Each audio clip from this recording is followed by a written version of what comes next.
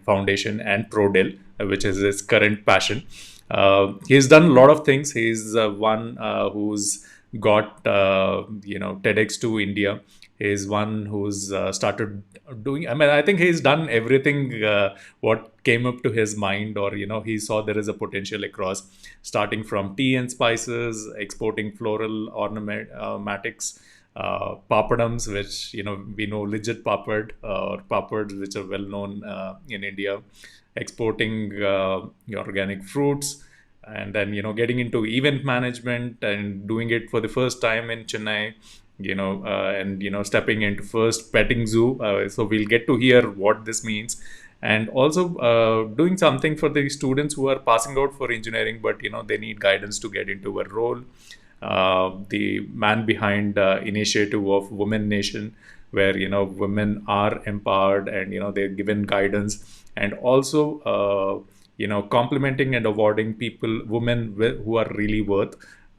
So too many on the plates in this particular journey. So yeah, how did you make all this happen, Mr. Samuel? We would love to hear more from you as to how can somebody do so many things in one life.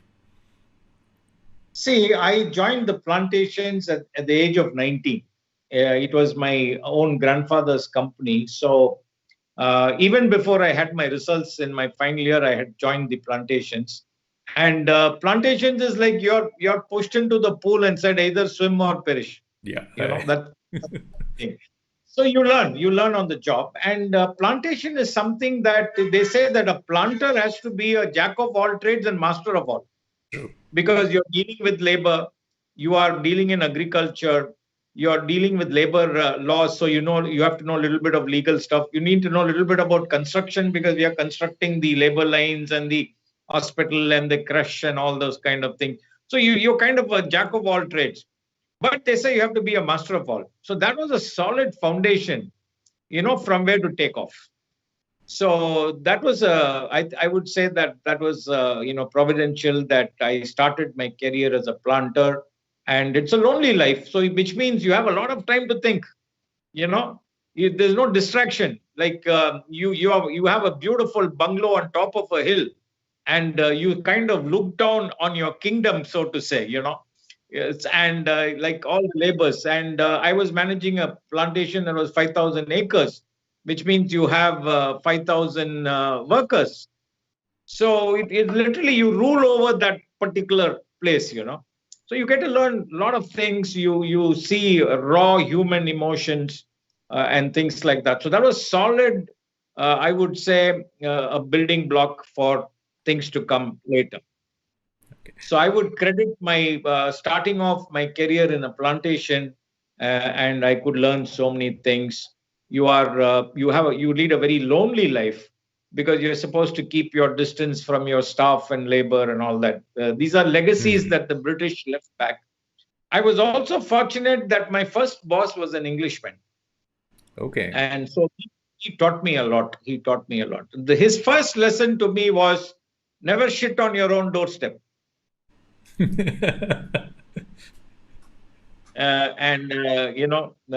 Amazing. So one thing is that those people really took pains to teach you.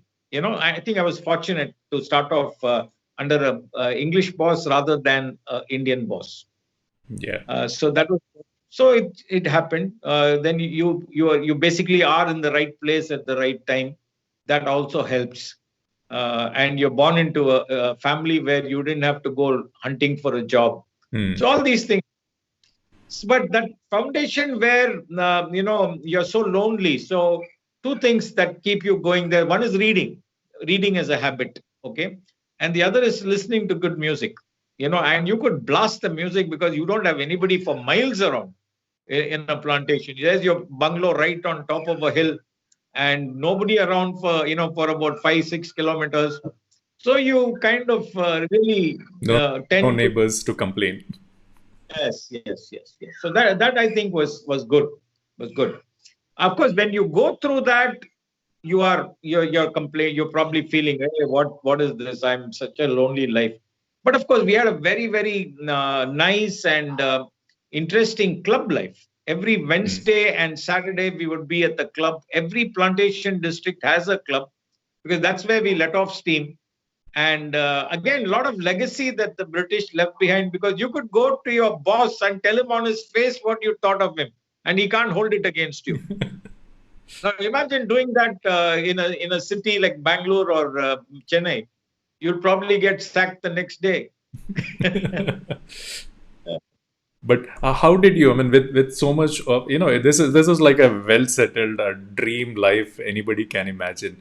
But why did you start an entrepreneurial journey, starting all these initiatives, rather than settling down with what you had?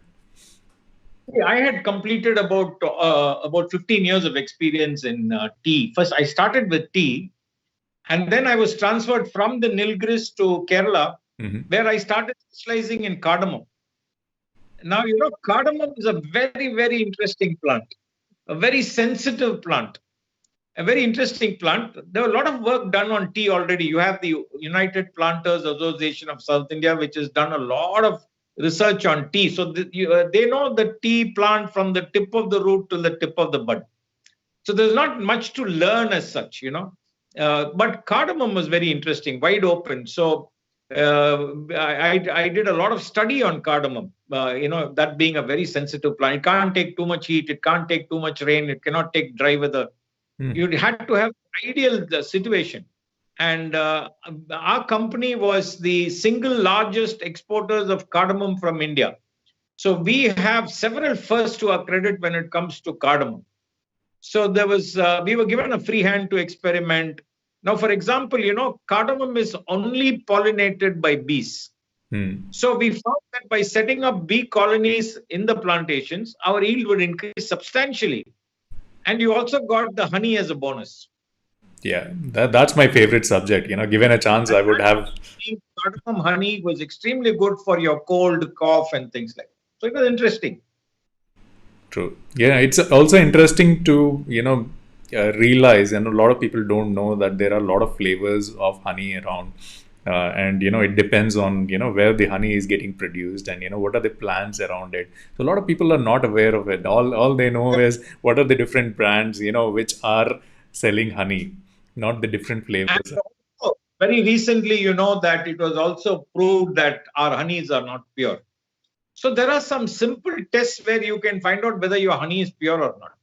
We go by brands. Unfortunately, thanks to the advertising, we go by brands. We don't go into whether this is genuine or what. We don't do that. We don't even look at the expiry date on a pack, any pack for that matter. We don't even look at the expiry dates. But that awareness has to come. A very simple test. You put a spoonful of honey in water. If it is pure honey, it will go straight to the bottom. It won't dissolve in the water. But if it has got sugar syrup in it, obviously it will dissolve in the water. This is one very simple way of testing honey. The other is take a cotton bud, dip it in honey, and you burn it. If it is pure honey, it will burn. If the honey is not pure, it will not burn. Simple test like that, you can satisfy yourself whether what you're consuming is good or not. Yeah, completely agree. But from organic, spices, fruits, why did you decide to get into event management? Completely, hatke. See, event management, the Whiscraft was the first company in India to get into event management. And today they're very big, as you know. Most of the big events are handled by Whiscraft. So when they came, they wanted to do an event in Chennai and they wanted logistical support.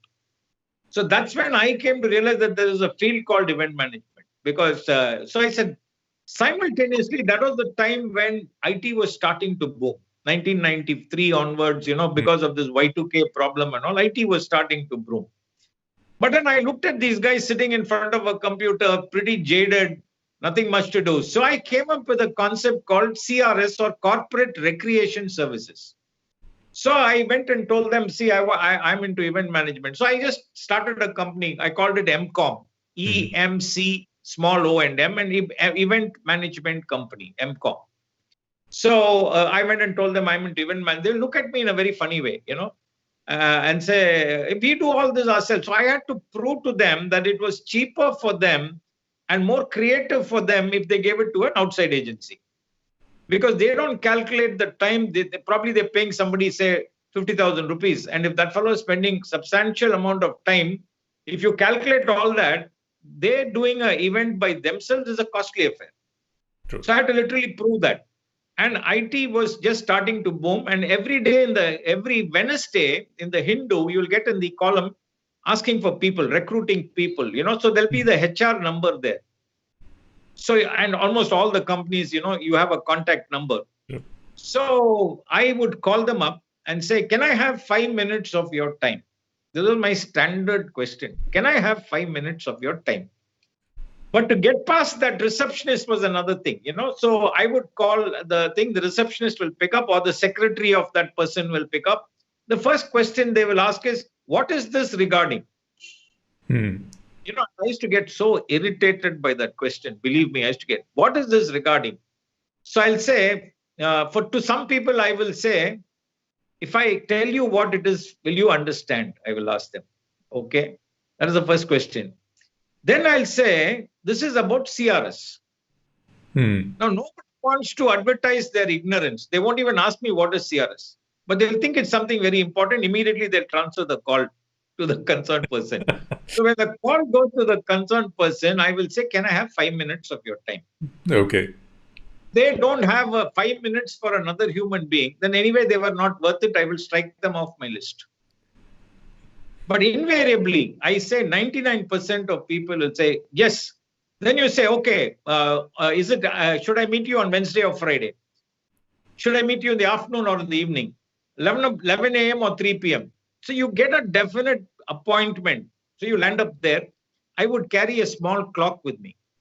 Okay. And I set it for 5 minutes exactly. The alarm, I will set it for 5 minutes and put it on the table. Okay, and I'll start talking.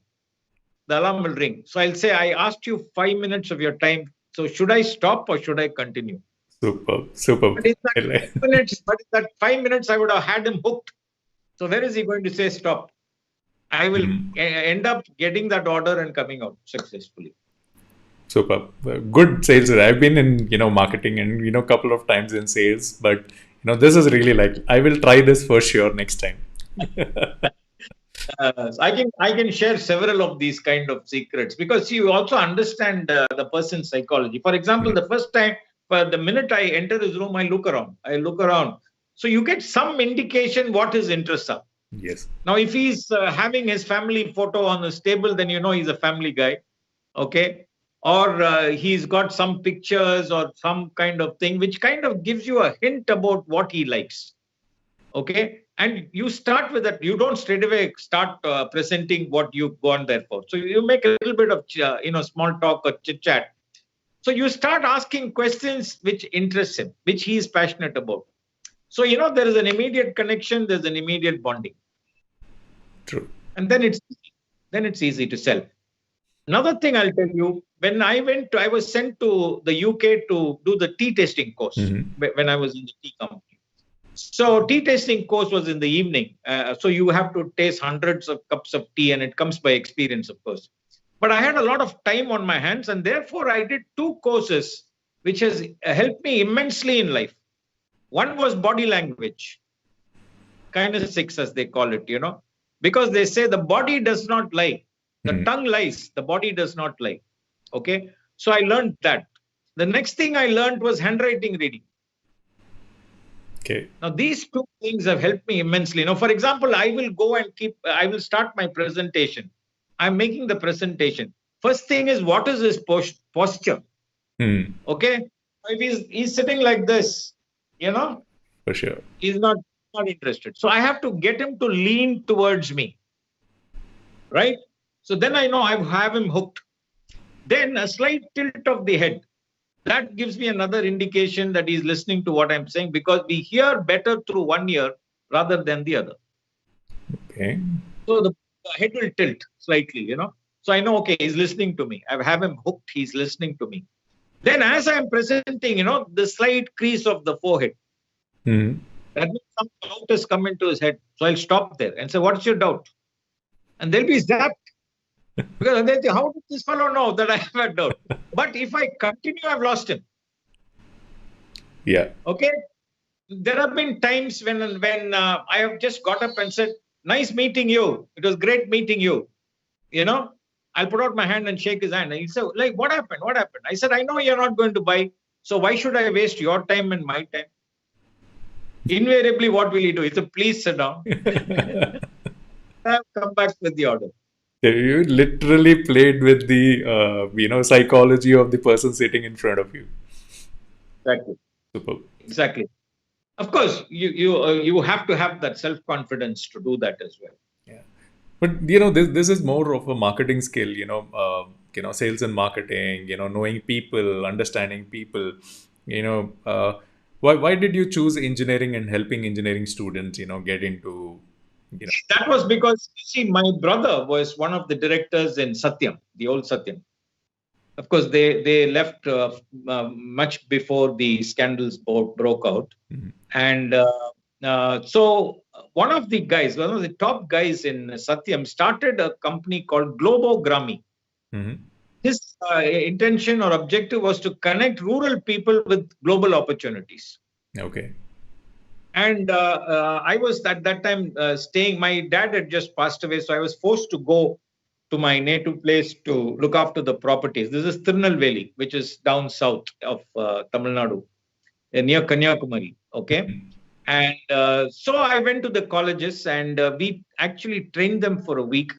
Then we would interview them and they would then join Satyam, or it's the sister concern called Metas, which is a construction company. Yes, yeah, I remember. So computer engineers, then all these guys, we would recruit them into the company. So that was the opportunity because of this thing. And we felt that rural guys were not getting the kind of opportunities which an urban guy gets, and their spoken English is pretty poor. Okay, not that they don't understand English, they understand English, but they don't speak it because of the circumstances there. True. So we train them in spoken English, how to handle interviews, how to answer questions and all that. And those guys pick up very fast because, again, the distractions in rural areas much lesser than urban areas. So the guys are good. So that's how I got started into recruiting engineering students. It was like a finishing school, So you coach them, train them, and place them. True. I completely agree. Communication skills is one big thing which we lack. And after all this, how did you convince TEDx that India is the place you should be there? There are people who have greater stories to tell on the stage here too. Providential, because I bumped into Chris Anderson, who's the present owner of TED. So you ask them the usual question, what do you do? So he said, have you heard of TED.com? I said, no, I've not heard of TED.com. Okay, go check out TED.com. So that evening, I go and check out TED.com. I see these amazing videos of amazing talks. And then I go back to Chris and say, what plans for India? He says, none. So I said, can I, introduce it there? So that's how TEDx happened. And we did, we started with the first TEDx in Chennai at the IIT Madras. Mm-hmm. Huge hit. Then a lot of people started coming and saying, can we organize a TED? So I started mentoring other people who wanted, getting them the license, then helping them organize TEDx's in various places all across India. I went to Surat, NIT, Surat did a TEDx. So I mentored them. I spoke at that TED. So for 4 years, this is exactly what I did. So met amazing people doing various things. It's all about ideas. So you also come across a whole lot of ideas. And not only within the country, but also outside the country. Yeah. And give me an opportunity to meet amazing people. You talk about, I've had the opportunity to meet Bill Gates, Melinda Gates, Larry Page. 4 days, you're rubbing shoulders with all these guys. But if you have to pay for it, which is $8,000 to attend, and you wait for 1 year to be invited to attend a TED. That's the kind of brand which they have built. So I was with them for 4 years. And then, of course, they have this thing that if you're doing the TED for the first time, you can only have an audience of 100 people. I said, it doesn't work in India. Like if you're going to do a TEDx in a college, how will you choose which 100 attends the thing? So I said, as far as India is concerned, you can't say 100. But somehow they were not very keen to accept that, that argument. So I said, okay, I will start my own TED-like organization. So I started SAM.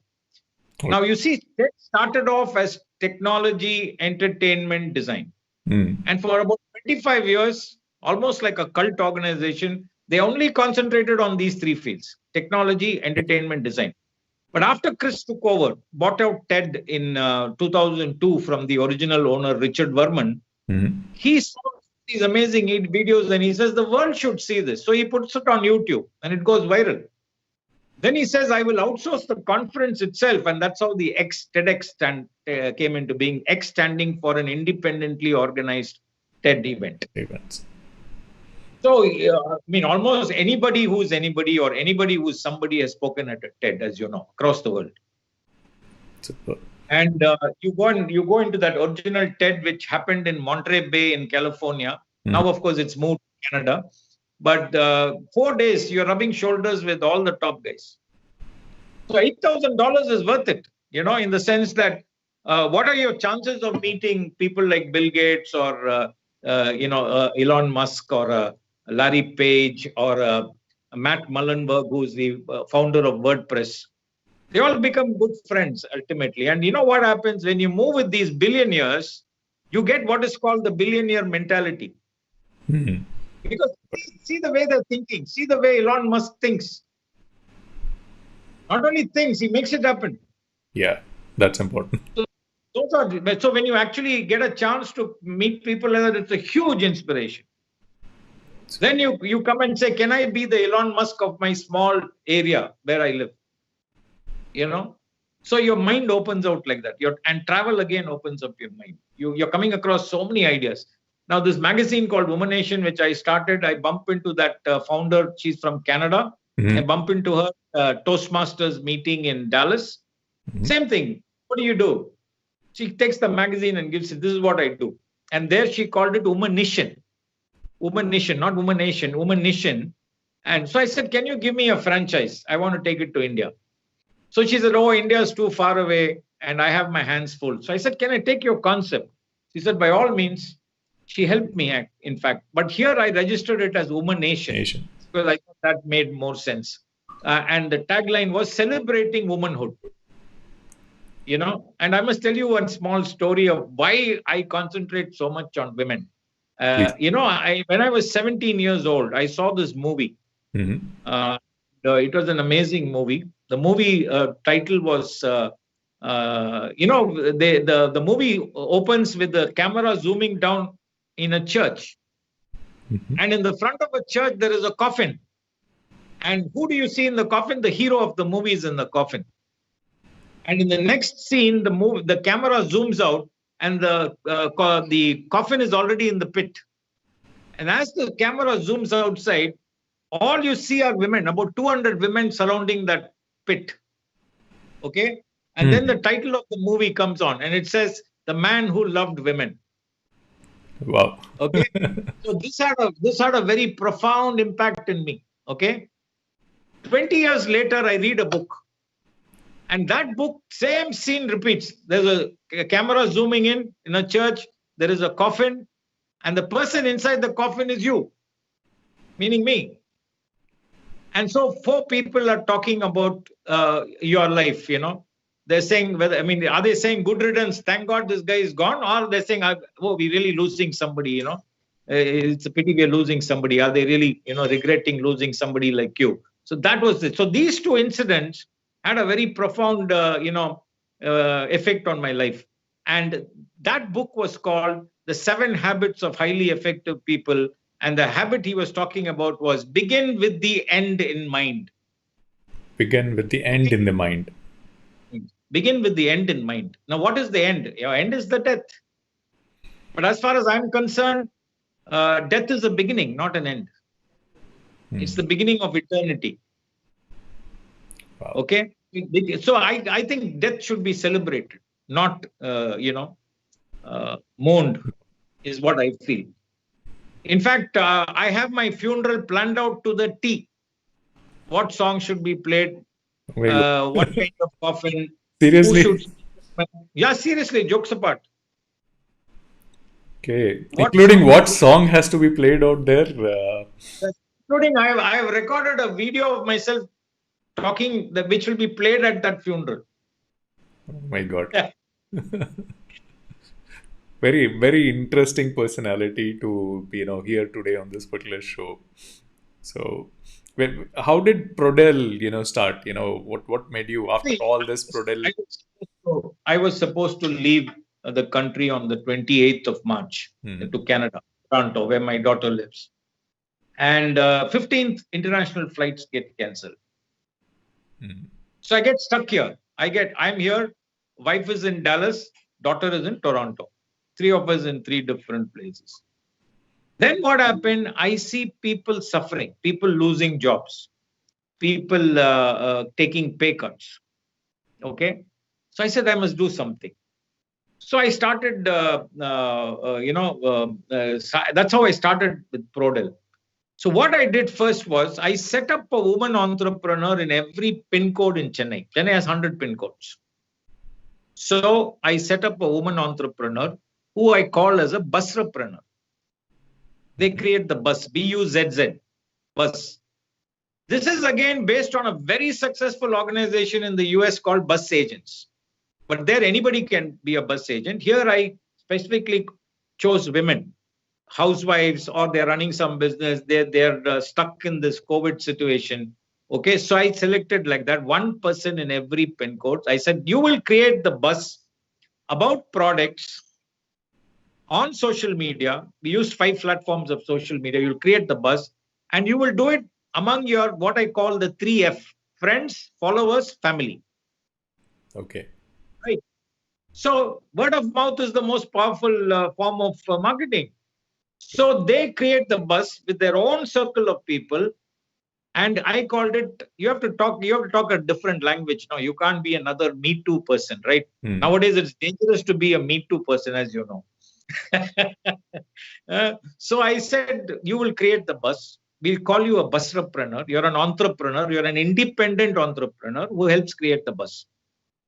Based on that, they order products.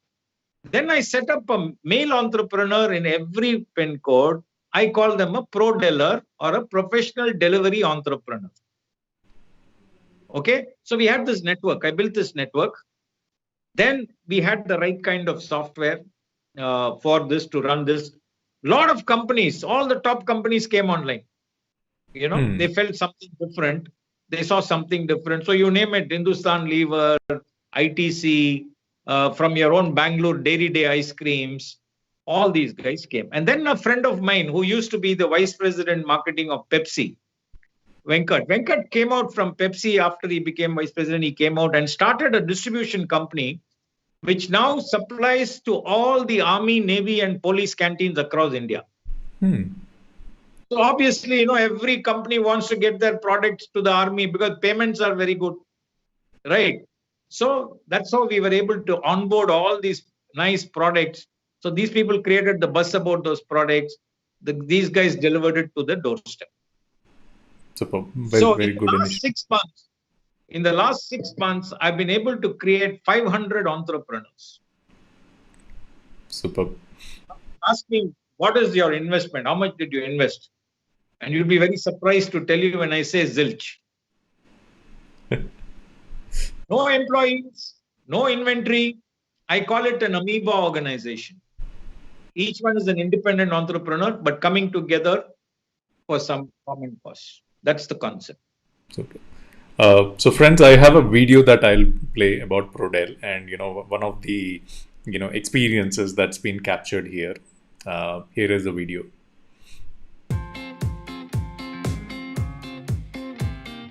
Venkat and me are in a nice, beautiful place between Krishnagiri and Hosur, visiting the farmers directly, understanding the challenges that they face, and actually seeing the fields of where they're growing various types of vegetables. Now, this place is about 1,000 feet above, sea level, and it's a beautiful climate, very salubrious climate, as they would say. So here they grow not only what they call the Ooty vegetables, but also all the native vegetables, your akkas as I call it, pavakka, kovakka, and those kind of things. And here is Venkat with me, and he's going to show you The mango is harvested from this particular area, and we're having a lot of fun. Here the brinjal is so tight.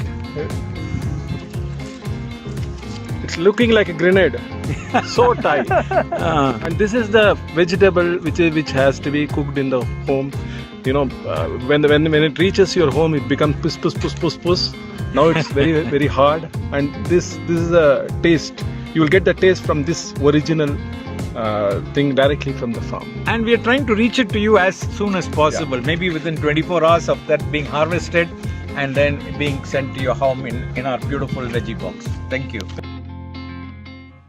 Super. I like the idea of veggie box, directly from farm to, customers. Very good initiative. So farmers to families, that's the concept. Farmers to families. Wow, super. So what's the next plan for Prodel? So what are you working on? What's cooking? Now we are going to duplicate this thing all across South India. Mm-hmm. We are launching Bangalore next week. In fact, I am in Bangalore tomorrow.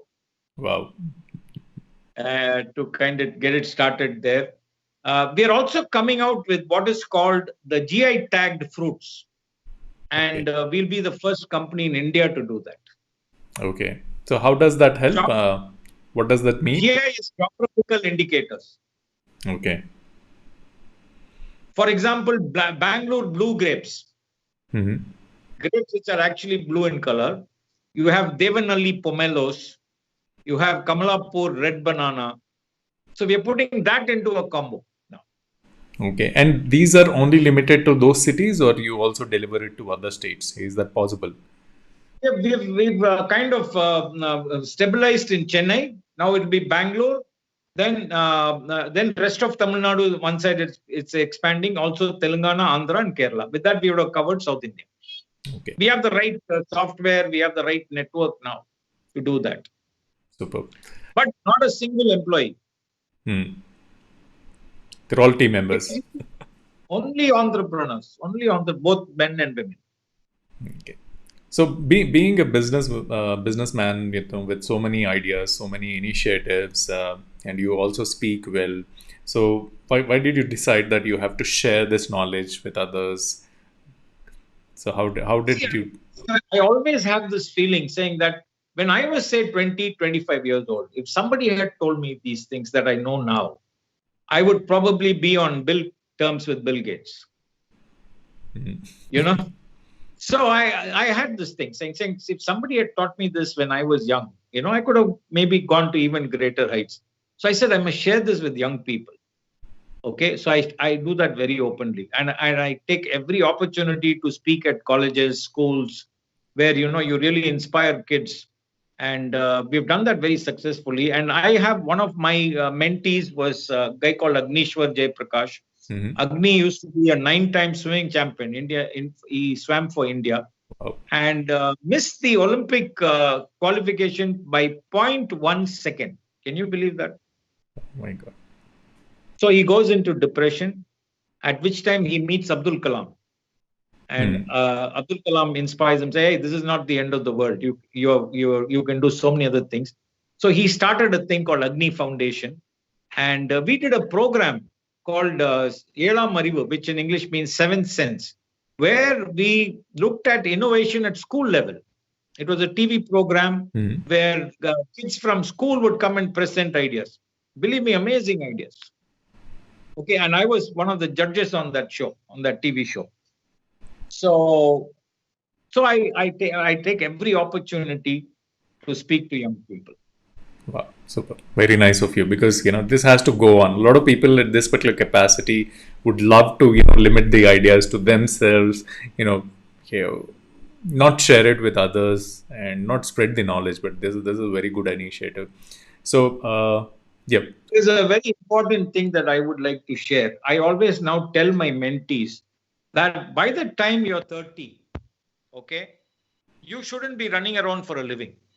Your basic needs should be taken care of. True. Okay, your basic needs should be taken care of. You're not running around. So when your basic needs are taken care of, you start looking at how you can help others. Your mentality is, how do I help others now? I'm okay. God has blessed me. So how do I help others to reach that goal? So this is what I tell all my mentees. By the time you're 30, if you can settle down, your basic needs are taken care of. You still have a whole life ahead of you. So you can do wonders. And when you start concentrating on helping others, they say, no, what goes around comes around. So you become even more prosperous. So my thing about this business that I started called T20 is based on that. I also call it IPL, but it is not the Indian Premier League. It is the Indian Prosperity League. So I'm basing it on that cricket format. Wow. So apart from your journey, I have some rapid fire questions so that, the audience get to know you well, because we have, this is a community of friends, everybody who's got passion, doing things hatke. So your first question, when you're old, okay, so I put this purposefully, when you're old, what do you think children will ask you to tell stories about? I didn't get that. Can you please repeat that question? Okay, when you're old, what do you think children will ask you to tell stories about? People ask about stories, right? Grandpa, Yeah. what did you do? How did you do? What are the stuff? So what are the stories you will talk about with your grandchildren? I will simply say, please read these books about myself. Because right now I'm writing a book which is titled I'm Just a Plantation Boy, which is all my plantation experiences. But, intertwined with the cultivation of tea also. Tea and the other cardamom and all that. But interesting incidents that I went through, how I met my first girlfriend, how I had my first dance. You see, in the plantation, protocols still exist, So you're supposed to have your first dance with your boss's wife. Seriously? And that goes according to seniority. So I had just joined, so I'll be waiting in queue to dance. First dance has to be with the boss's wife. Oh my God. And then you can dance with anybody else. So interesting things like that. I'm penning it down now. And I plan to write my several books, in fact, one of which is called WWW, which is My Wild Wicked Ways. Congratulations. So they will on have, that. my grandchildren will have enough to read about me. Yes. Yeah. So the next question. So if God gives you, since you don't have a boss, you've had all the entrepreneurial journey yourself.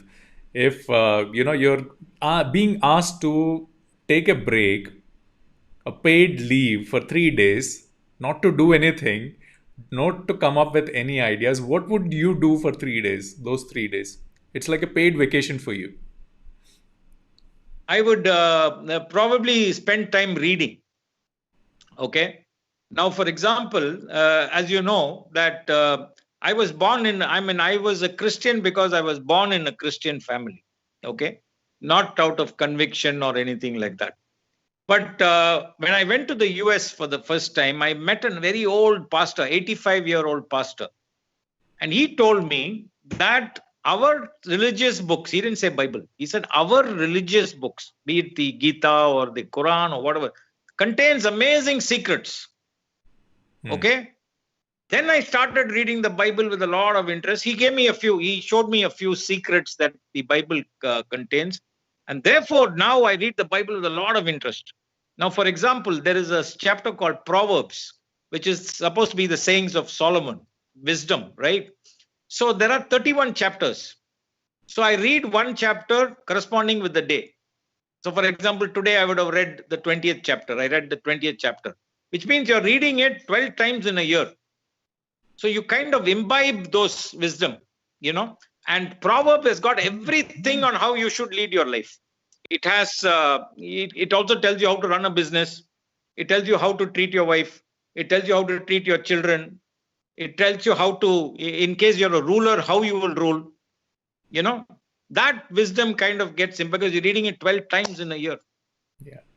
And one of the things, best parts is every decade or every year after, you age, every time you read the same content, your understanding is different. The situation is different. The examples are different. Your thought process is different. So it changes. The text remains the same, but your understanding completely changes. When those thoughts come, you write it down. Otherwise, it's lost.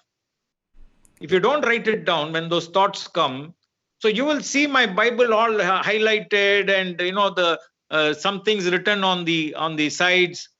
Okay, and so it becomes very personal. Even books, for that matter. See, I never lend books. This is one thing I never lend. I invest a lot in books, but I never lend books because they say, although not everybody is a good accountant, invariably they are good bookkeepers. They will not read, but they will. Because book will never come back. Yeah, that is something which you cannot determine, saying that I need it tomorrow or I need it in the next 1 hour, because you don't know when they will read it. Good point. Okay. Right. Your next question: what's something that will always be in fashion, no matter how much time passes away? What will be? What is that? Your voice has kind of come down suddenly. So what is that will always be in fashion? Always be fashion. Yeah. I think the best fashion is a very simple one. Like, wear very simple clothes. I'll give you an example. I had an option of buying any car I wanted. In fact, my brother, who takes a lot of interest in me, said, buy whatever car you want, So the choice was Honda City. This I'm talking about 3 years ago. I said, no, I want a Nano, and I want a second-hand Nano. Okay? Because I've come to a stage when I want to simplify my life. Okay? That I think is fashionable. Okay? So I said, I want a Nano and I want a second-hand Nano. I picked up a car for 38,000 rupees, spent another 12,000 rupees. So 50,000 rupees, I had a car. Okay? Because I didn't have to prove anything to anybody. For me, a car is to take me from point A to point B. Everybody laughed. They said, what's wrong with this fellow going for a Nano when he can go for some other car? So what I did, I took off on a 3,000 kilometer journey across Tamil Nadu. I called it Solo in a Nano. 16 days. Okay. It was a fascinating experience. Okay. I went to all very important places. I visited a lot of temples. I went into so many places. I came back and I said, I hope they make me the tourism minister, because that's the potential. That's the potential that this country has. Amazing places we have. I've also seen so many places abroad, like for example, in California, you have something called the 17-mile drive. Mm-hmm. And every kilometer, they have some kind of attraction. For example, in one place, there's a lone tree standing at the edge of the sea. They've built a pedestal around there. People go there and take a selfie. Every one of those 17 miles has got souvenirs. Merchandise is big business in US. I don't know why they are not doing it in India. Anywhere you go, merchandise. You'll have a mug or a keychain or a T-shirt. Even the Alcatraz prison has that black and white striped T-shirts. Yeah, right? Like a convict kind of T-shirt. Yeah, okay. I've been there. So that's basically it. So simplify your life. Okay. And I think that way COVID has really, really taught us a lot of lessons. We now realize that we have been doing so many things which we need not do. Yeah. Being in normal circumstances, you would have told me, please come to Hyderabad. I want to interview you. Yeah, I know. Today we are using technology. We are still connected. I can still see you. You can still see me. I think it's fascinating, frankly. True. So you've lived around spices. So, but what is the spiciest thing that you have eaten? The spiciest thing I've eaten, of course, in the plantations, I have never bought meat. Because if any goat or a cow or anything is slaughtered in the inside the plantation, the choicest meat comes to you. Oh. Okay. So we used to go hunting. Those days, 70s and all, we used to go hunting. We would hunt, wild boar, bison. I've even eaten these jungle cats. Okay, because those are considered to be aphrodisiacs. Okay, and when you're at that age, you want to prove you're a macho guy and all that. So I've eaten all that. Wild boar, for example, when during the cardamom season, we would go out in the night. I would go take my jeep and go out in the night for security reasons to make sure that my watchmen. There'll be a herd of wild boar crossing the road. I would just plow through them, and then tell my workers there, I ran over one wild boar, go and pick it up. Okay. So that's the kind of spiciest things I've eaten in my life.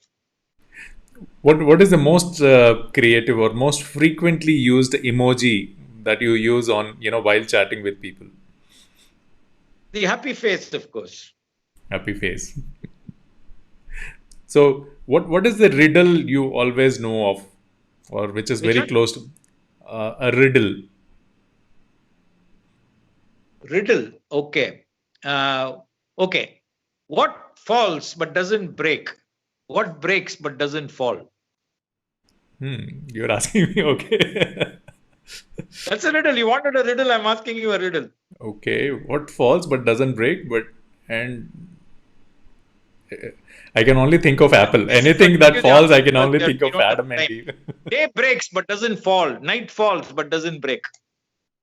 Oh wow, good one. Okay, now, I mean, good knowing you. I mean, these rapid fire questions were to know you well. With all this experience, Samuel, if you're getting an opportunity to become a chief minister, for a tenure, what are the positive reforms you would focus on? What will you bring in for the nation? Right. Good question. See, I would use technology because I feel that technology can actually prevent corruption and crime. And one of the real banes of this country is these two, corruption and crime. But technology can really, really help in curbing both this thing. For example, why does anybody need to go to a government office? Right. You can do everything online today, right? So if you don't go to a government office, then where is the question of people asking for bribes and things like that? So technology is something that I will really focus on. First thing. Another thing is there is something called the science of getting rich. Are you aware of that? Mm-hmm. The science of getting rich.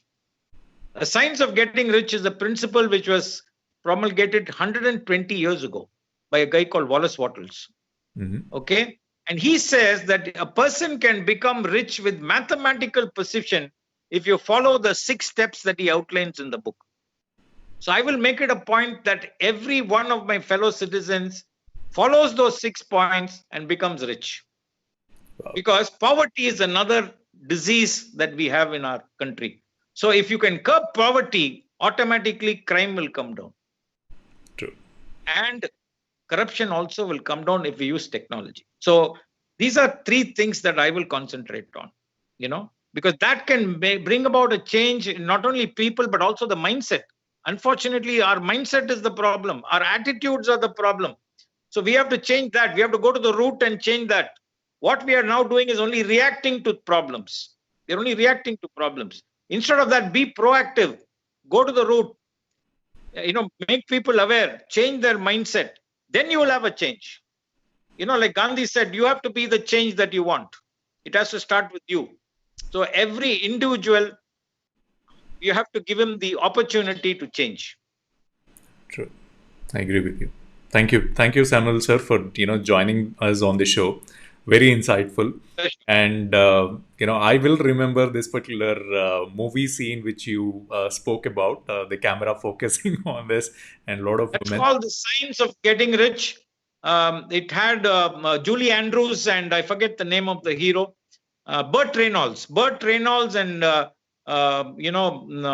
Julie Andrews. You should see that movie, The Man Who Loved Women. Sure. Meaning that 200 people around his grave, he has touched their lives in some way or the other.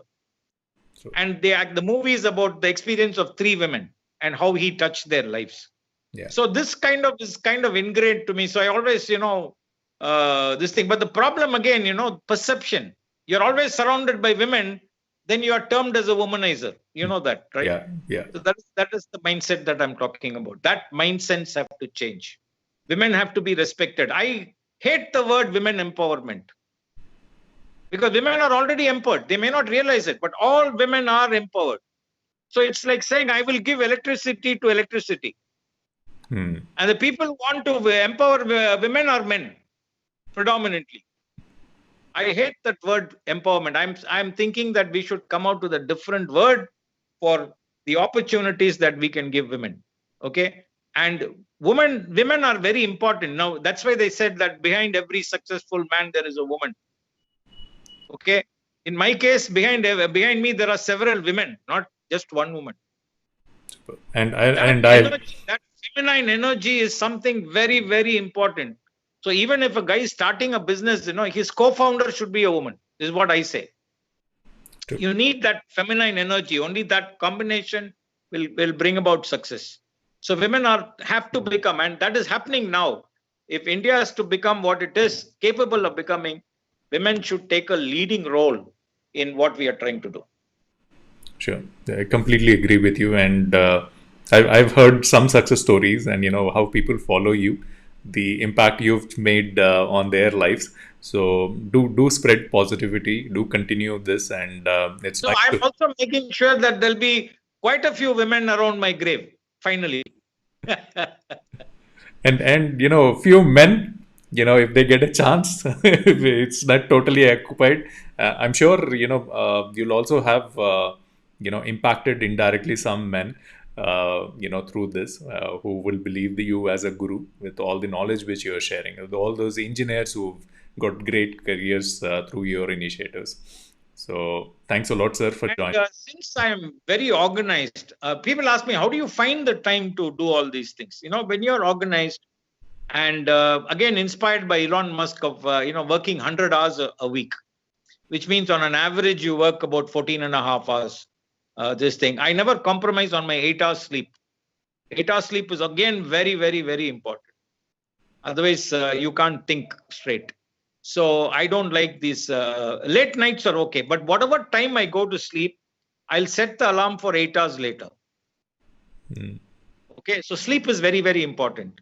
But we are all capable of putting that 14 and a half hours a day on an average, which means you work about 100 hours a week. So most successful people are like that, except for Tim Ferriss, who said he wrote a book called The 4-Hour Work Week, as you know. Tim, again, is a person I met in New York. And he wrote this book, which became a very big bestseller. Because today, if you see the mentality of youngsters, they come for an interview. The first question is, what is the pay? Even before finding out, what is it that I need to do? What is going to be my responsibility? Okay. So my standard answer is, you can earn anything that you want. Okay. But it should be 10% of what you bring in. You bring in 1 lakh, take 10,000. You bring 10 lakhs in, you take 1 lakh. No questions asked. After that, they will listen to you. Good, sir. So that's why I said mindsets have to change. You should inculcate this entrepreneurial mindset in people. Instead of going and fueling somebody else's dream, you fuel your own dream. That's the basic concept. Thank you, sir. Thanks a lot for joining in. And friends, thanks a lot for watching this particular show. Do connect with Samuel G. We will share the social handles where he is available. I would welcome anybody who wants to reach me. You can share my email or my mobile number, whatever. I'm very open to talking to people, because I told you, if a human being doesn't have 5 minutes for another human being, then they're not worth it. True. I completely agree with you. So thank you, friends. Have a great evening ahead. Thank you, sir. And very glad meeting you. Nice. Thank you for the opportunity. Thank you for that I'm able to share my thoughts with a lot of people, people who are watching, and they in turn can, of course, talk to their friends and circles, because I think I have the success formula, which I'm willing to share. Okay. And I think people should take the initiative to reach out and learn. Thank you. With lots of love. Yeah.